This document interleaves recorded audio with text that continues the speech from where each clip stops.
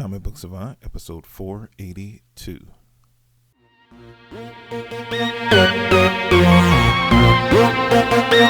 Welcome back to the Comic Book Savant podcast. I'm your host, James Harris. This episode, we're going to be doing the second episode of Retro Movie Reviews. This episode, we're going to be covering Superman 2, the Richard Donner cut. But before we get into that, as always, I'd like to give a shout out to my friends over at the Comics Podcast Network. You can find them over at comicspodcast.com. It's a great site if you like the content that I create here. It is a one-stop shop of comic book related content creators, as far as podcasters, video shows. You can find podcasts on individual characters or publishers or teams. So you have so much variety. There are literally hundreds of different shows listed there over at the Comics Podcast Network. So if you have a moment and you're looking for more content, especially in these day and ages, with us being at home more, working from home in some circumstances, all the other craziness that's going on right now, and you just want to kind of unwind and get away from the world and listen to some cool comic book related content, the Comic Podcast Network has you covered with hundreds of creators and even more podcasts. So if you have a moment, check that out. Now back to the meat of the episode.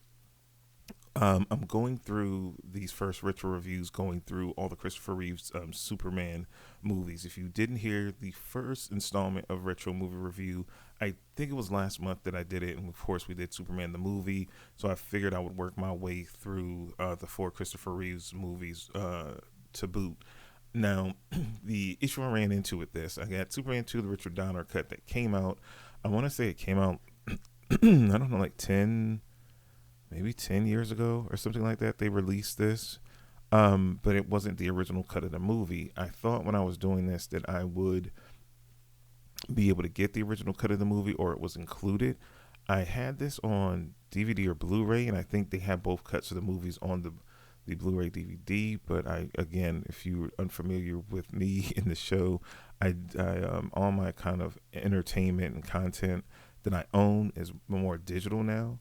But so I bought this off of iTunes, and it only had the Donner cut included in the packaging of it. Now it's crazy because Superman the movie, when I reviewed it, it had a longer cut that I wanted to go back after I told you guys about it in that episode. Some of you recommended that I go back and review that one. So it was like a director's cut version of Superman 1. So I was surprised to find out this only had the Donner cut included on it. So unfortunately, I can't do a comparison between the two, and I'm trying to find the Superman 2 non-Richard Donner cut at this point. But I'm pretty sure it's a while ago since I last owned any physical media, but I had this, and I'm sure they had both included on it. But neither here nor there. Going into it again, this is Superman 2, the Richard Donner cut, directed by Richard Donner and Richard Lester. Written by Mario Puzo, David Newman, Leslie Newman, and Tom Mankiewicz. And the breakdown is as follows. Superman agrees to sacrifice his powers to start a relationship with Lois Lane, unaware that three Krypton criminals he inadvertently released are conquering Earth. So this is a direct pickup from where Superman the movie ends. We're introduced to the three criminals, which is General Zod, Nan, and Ursa. At the very beginning of Superman the movie, at the very beginning scene back on Krypton, you see them on trial and seeing them getting trapped in the Phantom Zone and sent out to space. How this ties into the Richard Donner cut, and if you're unfamiliar with the mess that was Superman and Superman 2, is that Richard Donner, I think they were shooting both movies, if I remember correctly. They were shooting both movies consecutively. In all of it, production's costs were ballooning. It was taking more time. They had a lot of issues. The studio ends up firing Richard Donner. I think maybe Richard Lester was second unit director or what have you, but they brought him in. They retooled the story some between the two movies, and broke the kind of one super long movie into two movies. And certain elements that were introduced in the first were brought back in the second. As far as you got introduced to Zod, and like I said, Zod, Ursa, and Nan, they show up in the second movie. the events that led to them being released is in the original movie, when he's getting rid of the missiles, one of the missiles go out far in space and actually hits the projectile or the object that they were trapped in the Phantom Zone, that thus then releases them. So then, inadvertently, at the ending of the first movie, he sets up the events of the villains being free in the second movie. I think one thing this Donner cut did, it did a really good um, synopsis, like lead in at the beginning of the movie, showing, hey, this is what happened last time, and leading into the movie, and then it goes right into like kind of picking up where we left off from there. So I did like that aspect of it. Um, what else can I say about this movie? I thought the one thing that really stuck out to me that I didn't appreciate when I was younger, but I appreciate it now more so than ever, is Christopher Reeves. I always thought he was a really good guy. Rest in peace to him. He was always a good guy, and I thought he was like, for me, never being like a diehard Superman fan, I guess I didn't appreciate him to now being older and could go back and reflect on it, and being more of a movie fan and seeing more movies, and with the rise of comic book movies, over the past 10 to 15 years, 10 really when we go back to like the MCU ramping up, 10 to 11 years now, that we get so many. This is one of the very, very first that was able to be a blockbuster, this series of these Christopher Reeves movies. And just the complexity in his performance that he showed from one movie to the next. I don't think maybe in the first movie, at times they showed nuances in his performance and how good of an actor he really was, but I thought this was really this really spotlighted this performance in this movie really spotlighted how good an actor and how nuanced he was in his portrayal of Superman, as well as Clark Kent, and him being conflicted about being an alien, serving as Superman, but then wanting a regular life with Lois, and him coming to terms and grips and struggling throughout it. And you could feel it, you could see it in the talks that he had with Marlon Brando's Jor-El character from the projections from the Fortress of Solitude, and their interactions. And Marlon Brando was good. Kind of could say like the little we saw him in the first movie, it's like, oh, he just gathered a paycheck and he's like kind of phoned it in.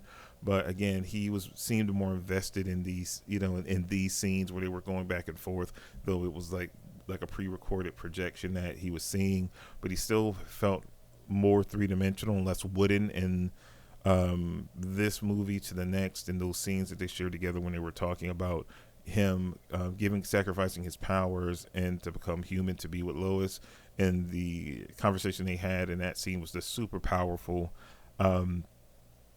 Gene Hackman as well, again, something I did not appreciate how kind of dark and sinister his Lex Luthor was.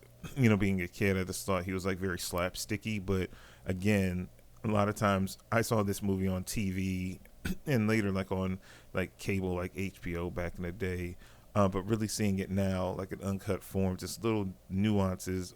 I'm using nuances a lot, that's my word of the day, it seems, but either way, just the complexity and the turn from dark to, you could be slapsticky at parts, be comical, but then very, very sinister all at the same time. It was just really good, and again, like underappreciated. Margaret Kidder again continued her role as Lois Lane. I spoke on it in the last episode when I reviewed Superman the movie, where like I never really cared for her Lois. But I do one thing, and even in this movie, like I don't know how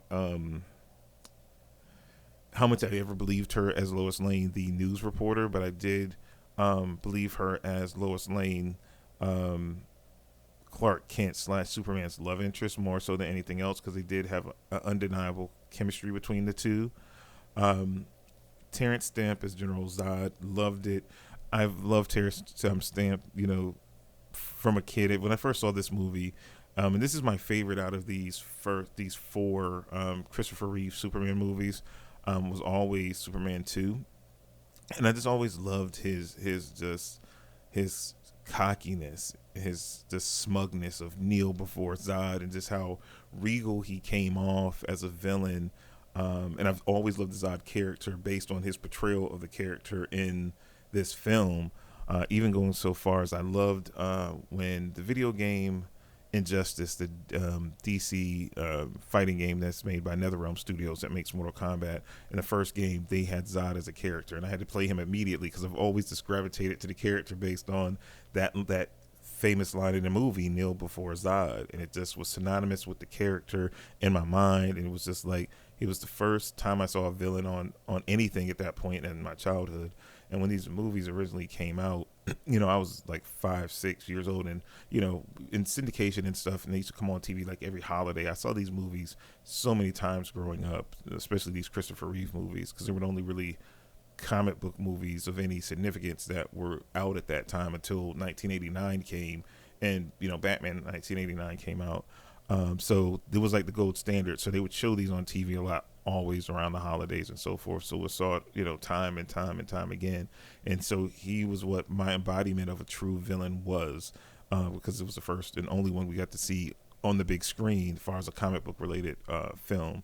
So this movie hit so many different notes as far as this nostalgia.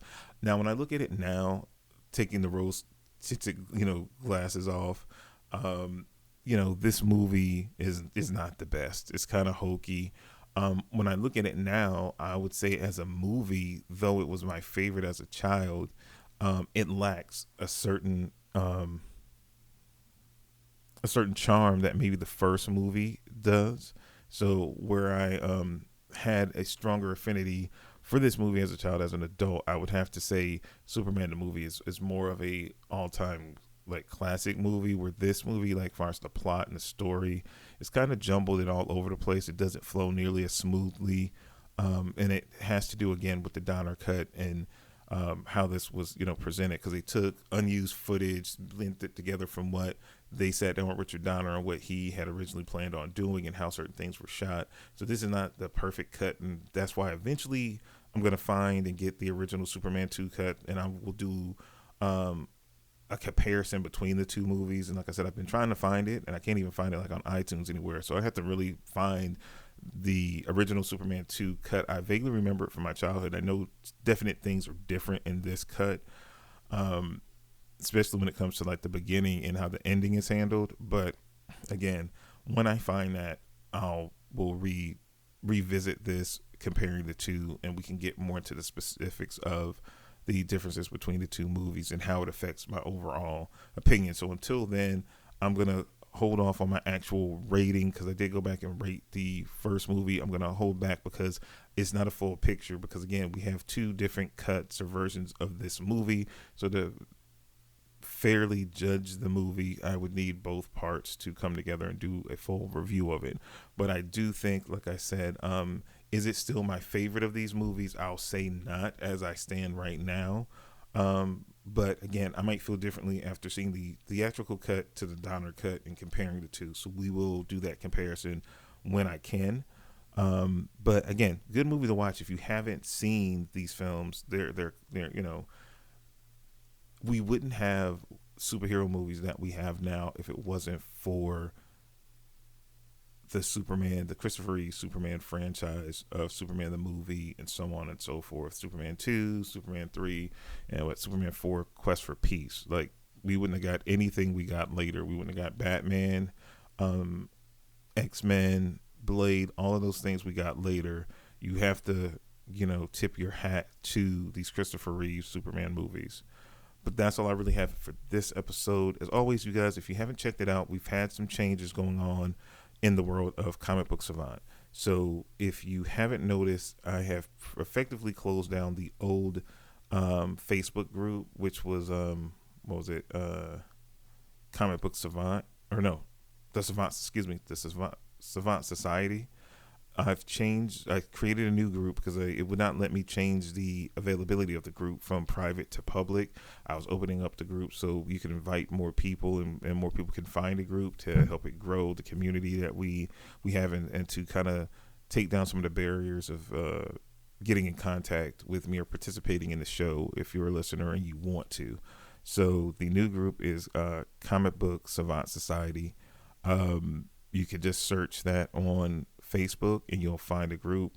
You'll answer a few questions before when you submit entrance into the group. You'll have 3 questions to answer those 3 questions, you get approved, and you come in, and everything is the same as it is before, but it's public, and we're looking to grow the group more and kind of remove some of the barriers, and finding the group for people that are listen to the podcast already, or if you recommend it to someone and say, hey, here's a really cool comic book group, they can find it way easier than what it was before. So that's definitely a thing.